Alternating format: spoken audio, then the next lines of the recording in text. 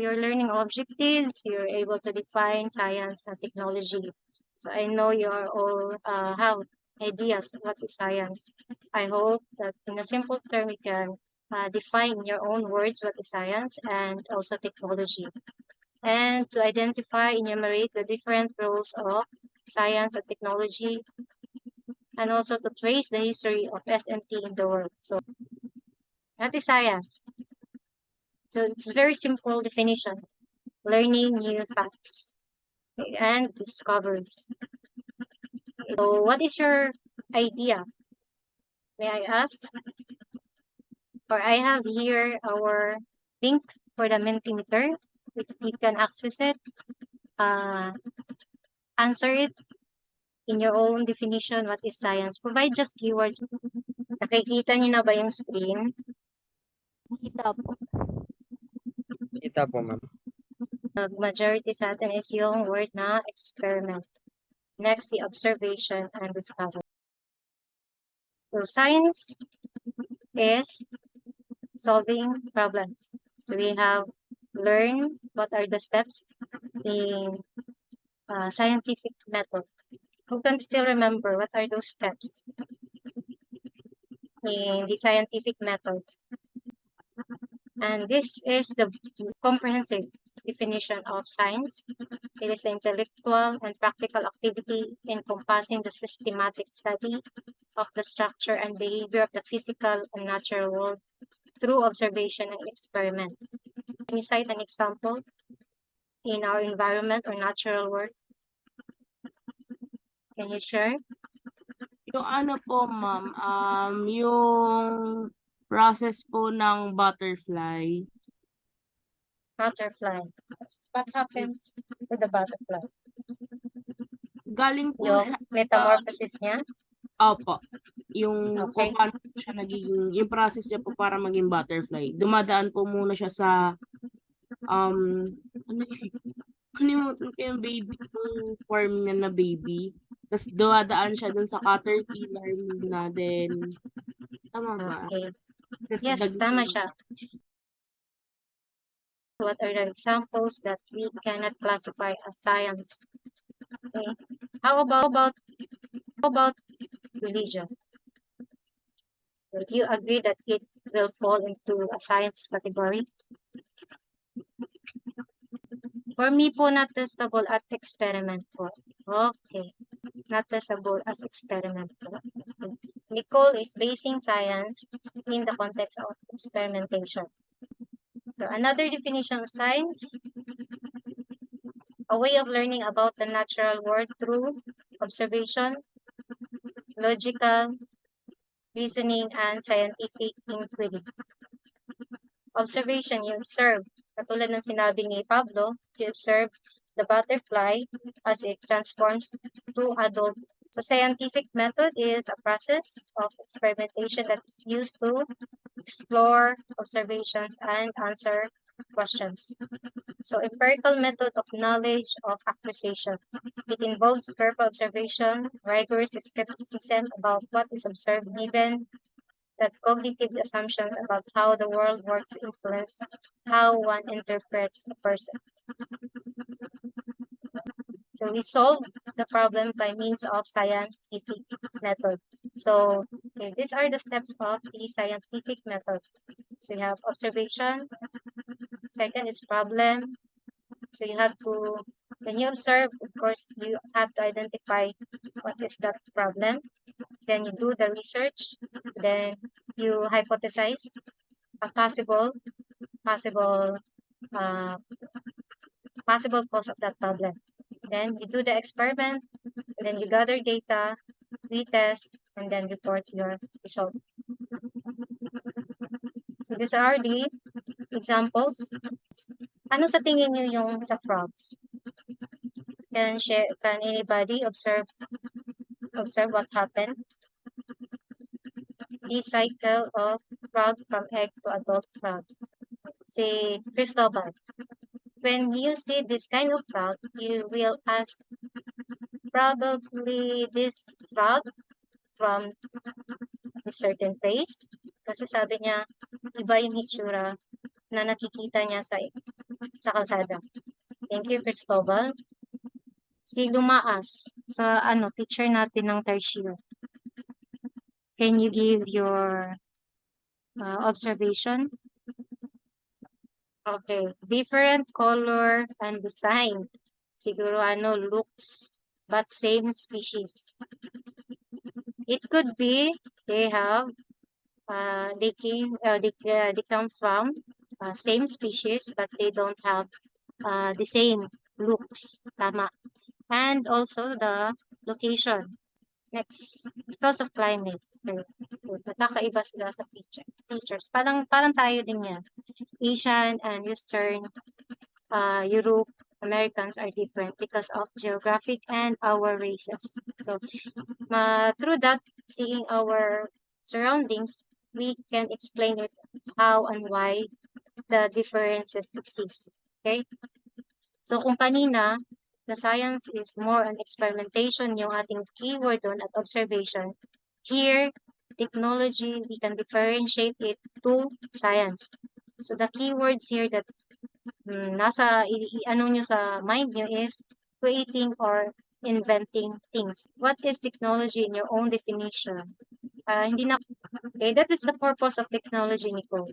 Makes life easier. Okay? A device used to make things easier. Application of science. You think so, Nathaniel?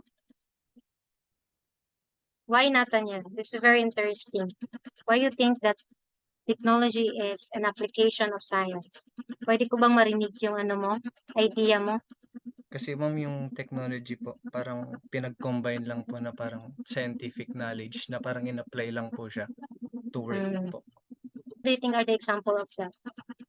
Power plant. Okay, mga engineers nga kayo.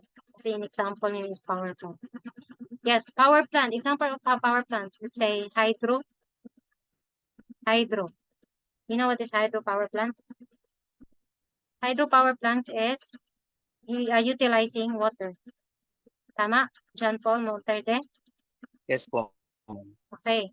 So, basically, if we just have science and observing water in a science lens, let's say for its cycle, hydrologic cycle. But yung hydropower plant, it's a product, it's a science and also a technology. Kasi we identify a need for us to, have an energy. So, through that, nakaka-invent tayo ng innovation that from water, we will utilize it to make it an energy. Ano ba yung nauna? Science or technology? Madami ng tanong, no? Sa isang lang. So, we could say that technology comes first during early period. Kasi yung drive nila is the need. Hindi nila intend mag-experiment and maging curious.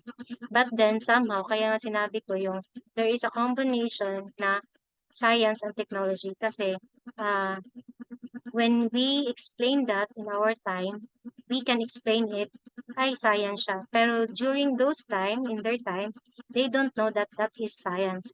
Kasi nga, hindi pa nila alam ang word or yung word na yung palang na-discover nila is process of defining what is science. Like herbal medicine. Anong yung example ng herbal medicine?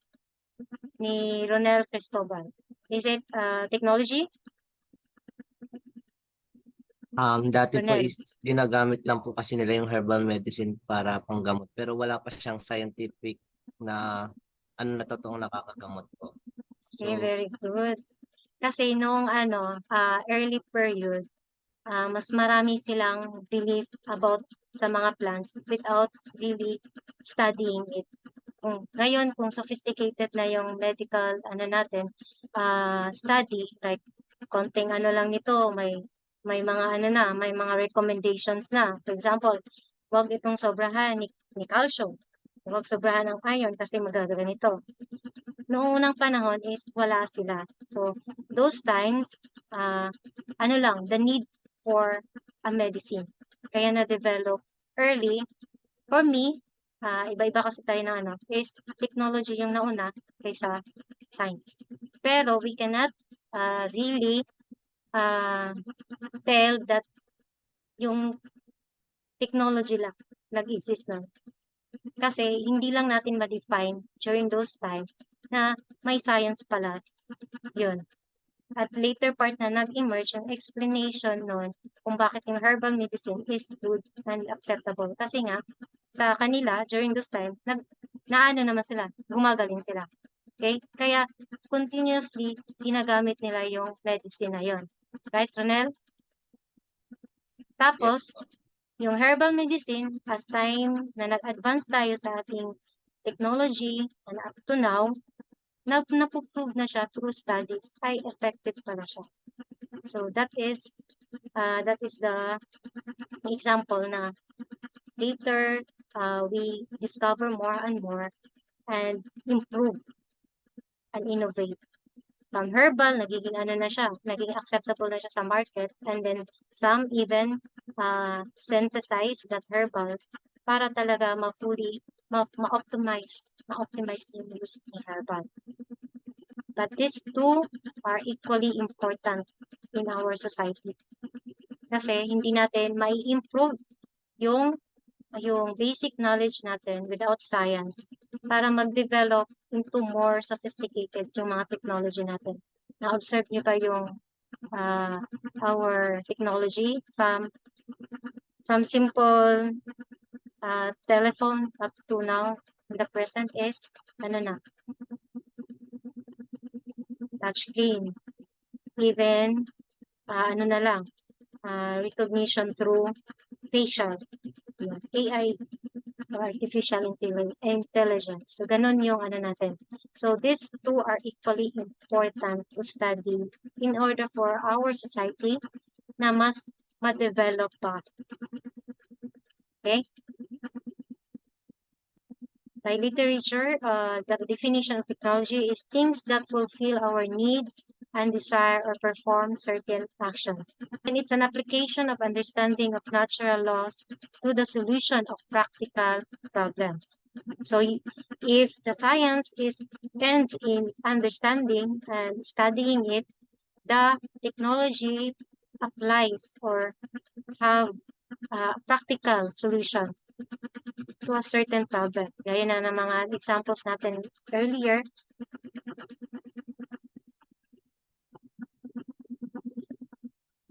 At ang daming everything. These are examples. Pinanong ko na kayo nito. And you're all right. Ito yung nakikita natin na this is a very few example of technology. Everything that you see and you touch, an example and a product of technology. Makes life easier. Yeah. So, you mean to say, sino bang nasumagot nito? David, we are lucky in our generations that everything comes easy and convenient. Yun ba yung ibig mong sabihin? David? Okay. There's no wrong answer if that's what is science technology means to you, and that is true. Kahit tayong lahat. Any other answer? So next meeting, we will go over with the ancient times of science and technology.